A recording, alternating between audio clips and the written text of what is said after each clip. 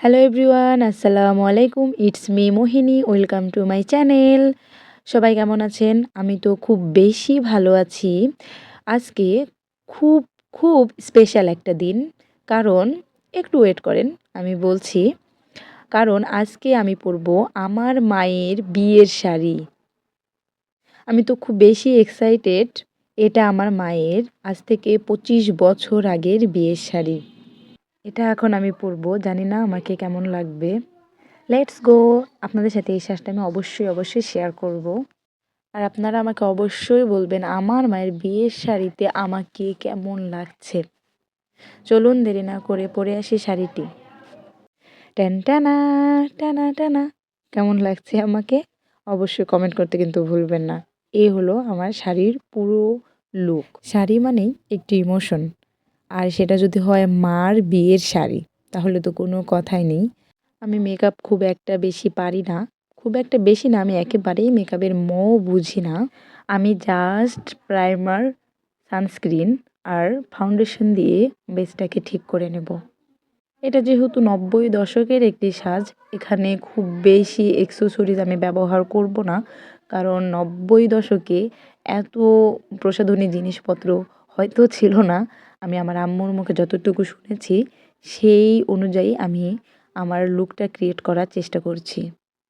জানি না পারফেক্টলি ৯০ দশকের সেই সাজটা ক্রিয়েট করতে পারবো কি না। বাট আমি আমার বেস্টটা দিয়ে ট্রাই করব ৯০ দশকের একটি লুক নিয়ে আসার। আমি অনেক বেশি তাড়াহুড়ো করছিলাম, কারণ সন্ধ্যা নেমে আসছিল। যত তাড়াতাড়ি সম্ভব আমি রেডি হওয়ার ট্রাই করছিলাম। আর আগেই বলছি, আমি মেকআপের বুঝি না। তাই খুব খুব তাড়াহুড়ো করে একটি লুক ক্রিয়েট করছিলাম। ফার্স্ট টাইম এরকম একটি ভিডিও তৈরি করা, আমি খুবই বেশি নার্ভাস। জানি না কেমন লাগবে, এটা নিয়ে আমি খুব বেশি টেনশন করছিলাম। সিম্পলি কাজল, আইলাইনার আর লিপস্টিক দিয়ে আমার লুকটা কমপ্লিট করে ফেলেছি। আম্মুর মুখে যা যা শুনেছি ঠিক সেইভাবেই নিজেকে তৈরি করে ফেলেছি। এই তো আমার ফাইনাল মেকআপ লুক। আমাকে কেমন লাগছে এবার টেনশন করতেছি যে চুলটাকে আসলে কিভাবে বাঁধে। ৯০ দশকে সে সময় আমি জানি না কিভাবে চুল বাঁধে। তো আম্মুকে বলেছিলাম, আম্মু জাস্ট বলেছিল একটি খোপা করে রেখেছিল। বাট আমি তো আর একা একা খোপা করতে পারি না, তাই সিম্পল একটা কাঁটা দিয়ে চুলটাকে সেট করে নিলাম। এবার সবচেয়ে বেশি ইন্টারেস্টিং পার্ট সেটা হলো গহনা পরা। আমি খুব সুন্দরভাবে গহনাগুলো পরে নিয়েছিলাম আর অনেক বেশি তাড়াহুড়ো করছিলাম।